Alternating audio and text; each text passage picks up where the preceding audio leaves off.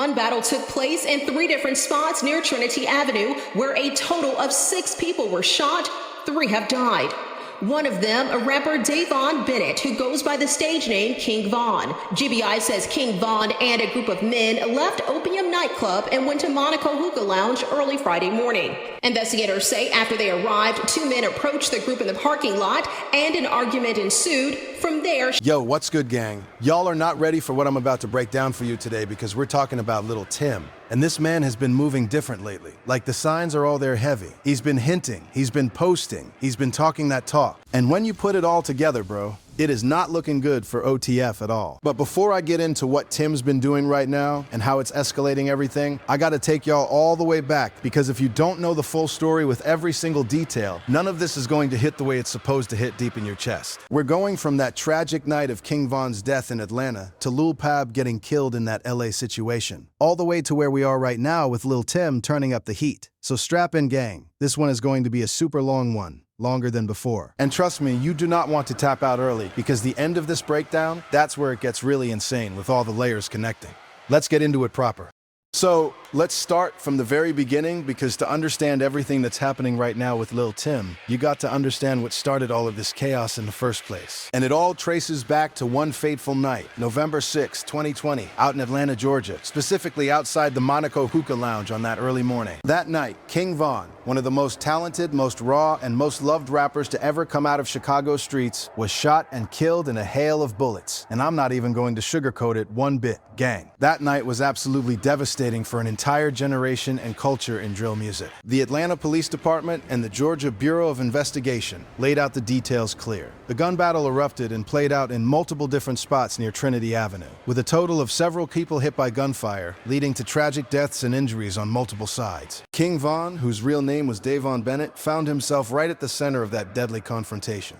King Von wasn't just some regular rapper passing through. This man was a master storyteller with a cinematic gift that locked the whole world in every single time he dropped a track. Every song felt like you were watching a full movie unfold right in front of your eyes. Raw streets, real pain, real hustle, real survival stories from the trenches. He had just dropped major projects like Welcome to O-Block that had the streets and the industry buzzing hard. And he was collaborating on heavy hitters with Lil Durk like What It Means to Be King, building that unbreakable brotherly chemistry. The entire industry was at his feet, doors opening wider than ever before, mainstream crossover potential looking crazy. At just 26 years old, he was on the brink of that next level takeover where your name echoes far beyond just the drill scene into households everywhere. But just like that, in the blink of an eye during a chaotic parking lot moment, it was all gone forever.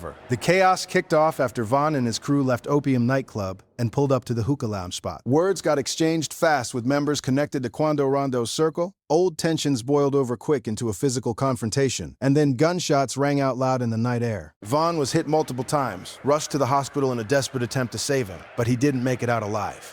Here's where the story really begins for what we're talking about today and why it's still burning years later. Because this wasn't some random no-context drive-by shooting. There was a clear confrontation and a man widely identified in surveillance footage, witness accounts, and official reports as the primary shooter in that moment was Timothy Leaks, better known as Lul Tim. Now, let me break this entire situation down for y'all, slow and detailed, because the layers run extremely deep and affect everything we're seeing now. Von and his crew had run into Quando Rondo's people that night, and there was already some pre-existing tension between certain circles from past issues and words thrown online and in the streets. Arguments turned physical in seconds, tempers flared out of control, and in the heat of that mutual fight, shots were fired from different directions. In all the madness and chaos, King Von caught those fatal bullets. Surveillance footage that later leaked and circulated showed Lul Tim involved as the key figure pulling the trigger according to the initial investigations. But it was far from one-sided. Members from Von's camp shot back in self-defense, and sadly, people on Quando Rondo's side took heavy hits too, including the loss of Quando's brother or close associate figures. Both crews felt that deep pain and suffered major losses that same night, turning it into a bloodbath nobody truly won. At the end of the day, the streets and the culture held Lul Tim primarily responsible in a major lasting way for King Von's death. OTF, which stands for Only the Family, Lil Durk's tight-knit label, crew, and extended family, they never forgot that night for a single second. They never let it go, and they made that crystal clear through emotional music tributes, social media posts, interviews, and that unbreakable energy for years afterward. Now, what happened to Lil Tim? On the legal side, this part gets crazy complicated and twists in ways that still anger a lot of people. He was initially charged charged with serious counts including felony murder. A lot of folks thought right away, okay, he's locked up for a long time, justice incoming. But the legal battle twisted hard. Georgia's self-defense laws played a big role, and Tim's legal team argued strongly that the entire shooting happened in the middle of a mutual combat situation, not a straight premeditated ambush. Over time, the main murder charges against him got dismissed before a full trial, and he ended up walking without doing any significant long-term prison time for the killing. When that news dropped across the internet and the streets, everything exploded. OTF fans were furious beyond words. Lil Durk himself was furious and vocal about it. The whole Chicago drill community felt like real justice was not served the way the loss of such a talent deserved. And that's exactly when the temperature on this whole situation went from already hot to absolutely boiling over into what we see today. That dismissal lit a fire that still burns bright years later. People went back and forth debating self-defense claims versus the final tragic outcome. But in the streets where loyalty and loss rule, court rulings don't always match the emotional code. Vaughn was more than just a label mate to Durk. They were like real blood brothers, sharing deep history, music, and life moments. Durk poured all that raw pain and grief into multiple tracks, kept Vaughn's name and legacy alive constantly in interviews, on social media, and in everything he did. The whole OTF camp adopted that we remember and we never forget posture that has not faded even a little bit to this day. They turned that grief into drive and motivation for their careers, but it also kept the underlying beef and tension alive in the wider drill culture. Now, fast forward through the years and layer in more history because this cycle of pain didn't stop or slow down after that Atlanta night.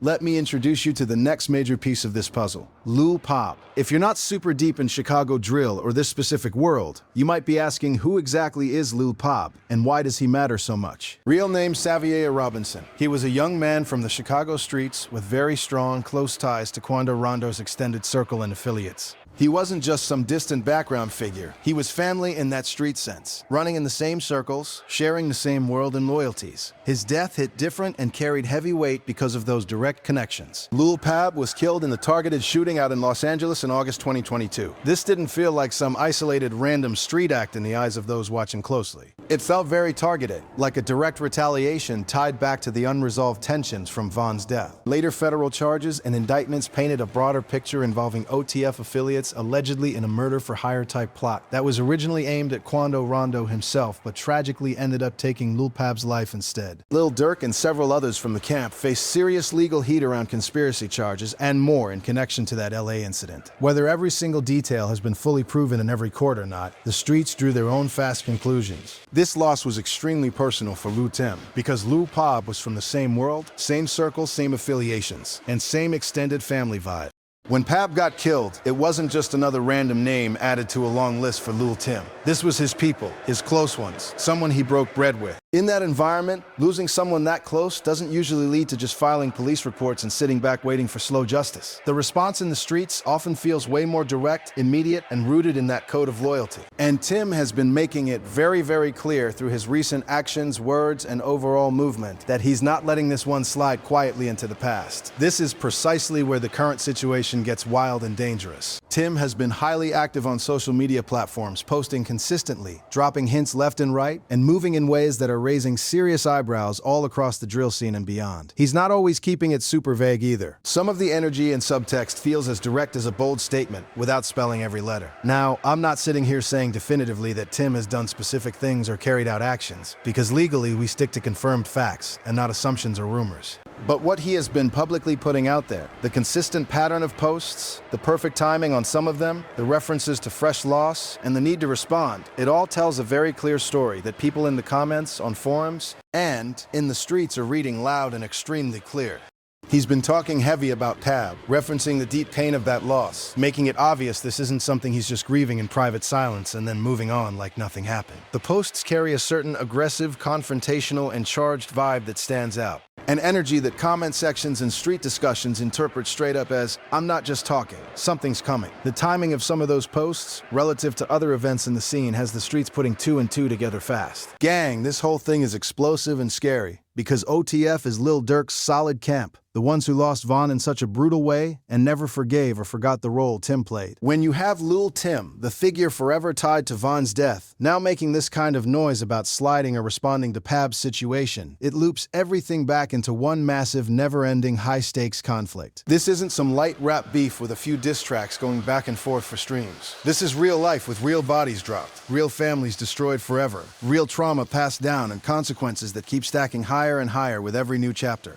Let's build even more context and depth on why OTF specifically feels like they're in the direct crosshairs here. Only the family is Durk's loyal label, his core crew, and his extended family unit that moves as one. King Von was easily one of their biggest stars and closest brothers in every sense. Durk took that loss harder than almost anything else in his entire career. You could hear it in his voice during interviews, see it in his eyes, and feel it pouring out of every tribute song. He dedicated multiple tracks to Von, kept the memory alive constantly across social media, in live shows, and in private moments. The whole OTF camp lives by that "we remember everything" motto. So when Tim finally resolved his legal issues and started getting more visible online again, with that aggressive, unapologetic tone, it got noticed immediately by everyone paying attention. With Pabb's death layered right on top of the old wounds, and Tim seemingly responding in the exact way he's responding through socials and energy, it puts OTF right in the crosshairs of someone who's already shown in the past that he won't back down when things get heated. That's actually insane when you step way back and look at the full big picture with fresh eyes. Y'all seeing this clear? This is not a drill or fake entertainment. This is real life with real guns, real grief, and real consequences that have already claimed multiple young lives way too soon.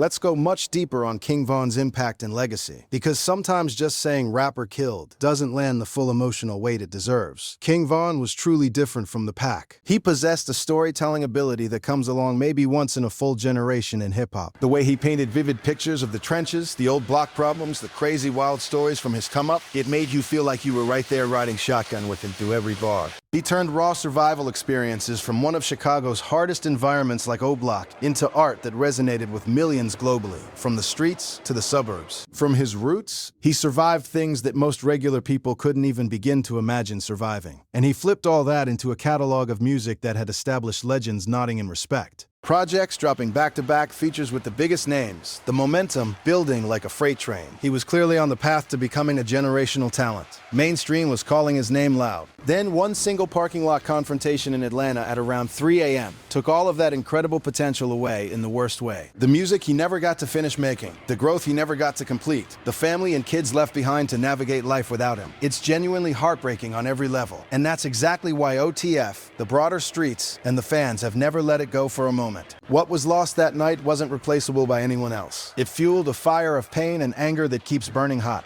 Back to Tim and the social media battlefield that keeps escalating this. In drill culture especially, Instagram, Twitter, and all those platforms are basically a second war zone where messages get sent without saying everything outright. For a while after Von's death, Tim kept a relatively lower profile while dealing with all the heavy legal heat on his back. But once that legal pressure started clearing up, he ramped up his visibility in a big way. The posts turned noticeably more aggressive, confrontational, and full of subtext that anyone fluent in the culture and the lingo picks up on instantly. Again, being responsible here, not every single post is a direct spelled-out threat, but the overall vibe, the energy shifts, the references to recent losses, and handling unfinished business have people speculating and analyzing heavily online. Some posts seem perfectly timed with events happening after Pabb's death, leading a lot of folks to believe that Tim might have already moved in some ways, or is actively preparing something. Whether any of that street speculation is fully true or not, when that many voices in comments, drill forums, and private discussions are saying the exact same thing, it's definitely worth paying close attention to. The pattern is consistent and hard to ignore.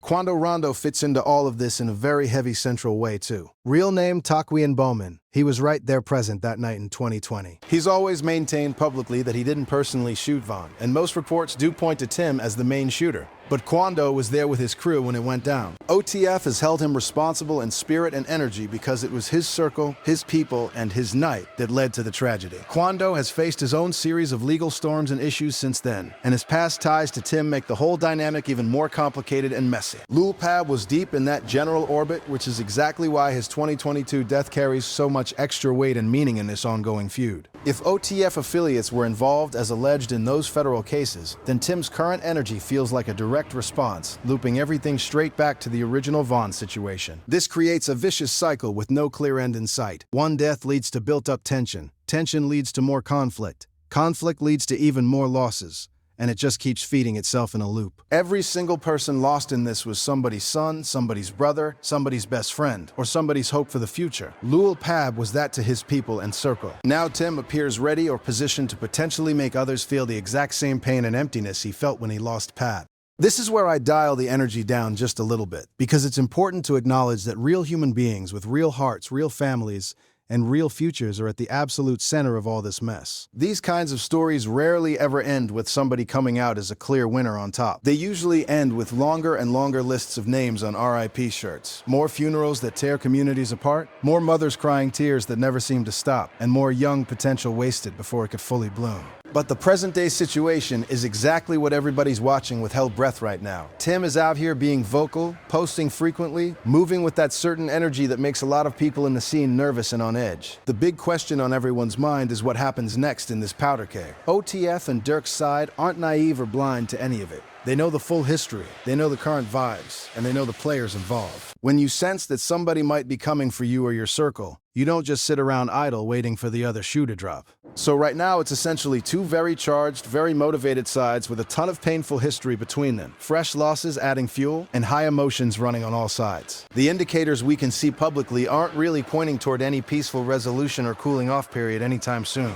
Zooming out even broader to see the bigger implications, drill music has always had violence and real life intertwined with the art in a way that's both super authentic to the experiences and extremely dangerous at the same time. These artists are rapping straight from their real lives, their real environments, their real beefs, and their real losses. And that's exactly what gives the music that undeniable raw edge that fans crave and connect with so hard. But it also means that when the music and the social media references hit too close to real ongoing beef and real conflicts, the real-world consequences are right there waiting just around the corner. Lul Tim stands as a very interesting and complicated case study in all of this. He's not just some random person caught up in the conflict by accident. He has his own music career that he's been trying to push, releasing tracks, building a brand, and stepping out as an artist in his own right. Yet in the eyes of the streets and the wider public, he's primarily known and defined through the context of what happened that night in Atlanta. His identity in this entire story feels inseparable from that parking lot moment. And now with everything fresh involving Pabb, Tim is once again becoming a major focal point of one of the biggest, longest-running conflicts in all of drill culture. The fact that he seems to be leaning into it fully, posting more, hinting heavier, and suggesting rather than trying to stay completely quiet and low-key for safety, that tells you everything you need to know about where his headspace is at in this moment.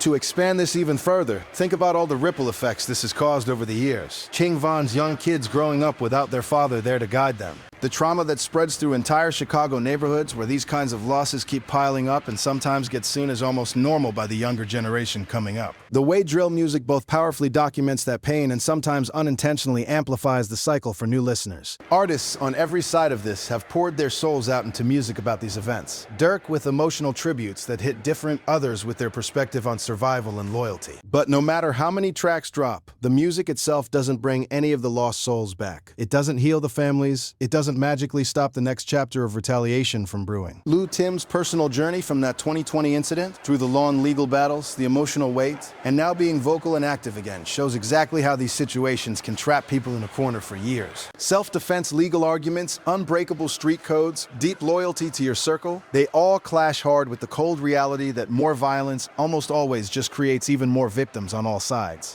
Let's talk more in depth about the music side of things because it's so central to why this resonates with so many. King Von had bars and storytelling that felt like short action films or documentaries. Tracks like Crazy Story took listeners inside the action, the mindset, the consequences in a way that was unmatched. He was clearly building a legacy that could have changed the entire sound and direction of drill storytelling for the next decade. His death froze all that incredible potential in time. Lil Durk, stepping up as the big brother figure in the camp, has carried a lot of it forward, but the open wound has never fully closed. On the flip side, Tim has dropped his own music that reflects his life experiences, his version of survival, and his perspective on that Atlanta night and everything after. He's spoken in past interviews about protecting his people, the chaos that night, the heavy aftermath, and trying to move forward while carrying the weight. Quando Rondo has addressed it multiple times too, maintaining his own account of events while dealing with the constant target on his back from different angles. These aren't just fictional characters playing roles in some scripted drama. They're real men dealing with real pressures from street expectations, sudden fame, industry politics, and personal survival, all mixed together.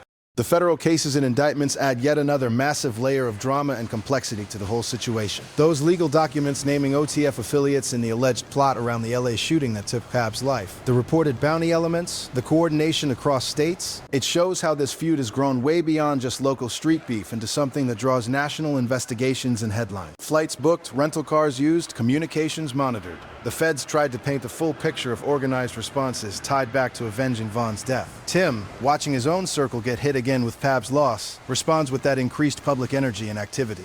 It's almost like watching a dangerous chess game where every single move risks real checkmate with actual guns and lives instead of plastic pieces on a board. The stakes involved are enormous beyond words. Music careers that could blow up or get cut short, personal freedom hanging in the balance, and families that could be changed forever.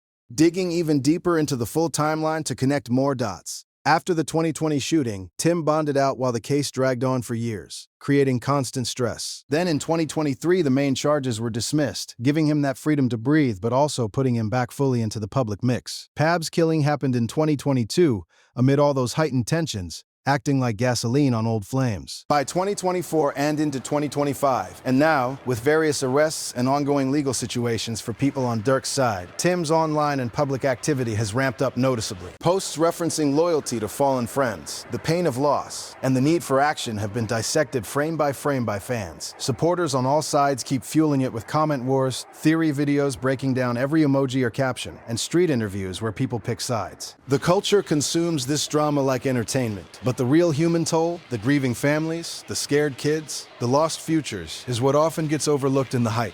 What about the deeper psychological side that nobody talks about enough? Growing up in environments where violence is sometimes seen as the only real form of survival and respect, losing close ones at a young age creates a hardened mindset of it's us against them. That's hard to shake. Grief turns into burning anger fast, and that anger often seeks an outlet in action. Tim has described in various ways feeling the heavy weight of that Atlanta night, the split-second realization, the hospital scenes, the long legal fight, and the street judgment that followed. Vaughn fans and OTF felt completely robbed of a rising star who was just hitting his prime. It's multiple layers of trauma feeding off each other across years, with no easy answers, no simple heroes, and no clear villains. Just complicated human beings caught in a system that's bigger than any one person.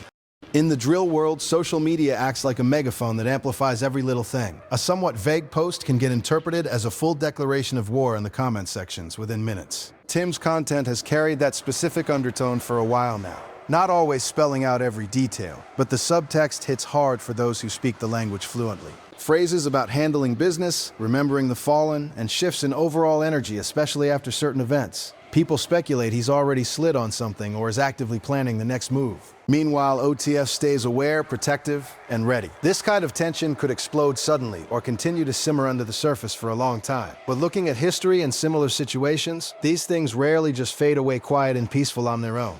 To add even more layers, consider the other players involved on the edges. The many associates, the younger generation watching everything and sometimes feeling pressure to pick a side or join in. The role that money, clout chasing, and industry politics play when they mix dangerously with old street codes. How managers and labels try to steer artists toward peace for the sake of careers but can't always control the streets calling. Past interviews where Tim or Quando have broken down their personal truths add even more human layers, talking about protection first, not starting aggression, or however they choose to frame their realities. Vaughn's music catalog still lives strong with streams staying consistent years later, but the man himself and all his unrealized potential are gone forever. The ultimate tragedy in this never-ending cycle is the massive waste of life and talent. So much potential cut short too early, families broken apart permanently, entire communities scarred with grief that passes down generations. King Von could have easily been that generational voice who changed drill and hip-hop for the better. Lul Pabb was young and still had his own path and dreams ahead. Lul Tim now carries the permanent label of the shooter from that night. Lil Durk balances building a big empire while always having this dark shadow following. Wanting something better for everybody involved is the easy part to say out loud. Actually achieving real change and peace in this world is the extremely hard part that few manage. Right now, with Tim's continued activity and the way things are lining up, it feels like it's heading somewhere dark and heavy, unless some kind of major shift or intervention happens soon. We started this long breakdown with that 2020 night in Atlanta, the shooting, the immediate losses, and the chaos. We covered the legal twists that let Tim walk, Pabb's death and its connections, Tim's response through social media and energy. OTF sitting right in the middle, still holding that painful memory of Vaughn close. This full extended breakdown shows a conflict with roots that go extremely deep, and branches that are still growing wild. I don't know how any of this ends, gang. I genuinely don't. But I do know that the pattern of how these kinds of situations have gone in the past should make everyone watching feel the heavy weight of what's happening here. Because history in these streets does not have a strong track record of resolving peacefully without more pain first. What I do know for sure is that King Von deserved so much better than how it ended. Lul Pabb's family and people deserve better. And honestly, everybody caught up in this destructive cycle deserves way better than what it keeps delivering to them over and over. But wanting something better and a situation actually becoming better, those are two very different things. And right now, the situation looks like it's heading somewhere dark.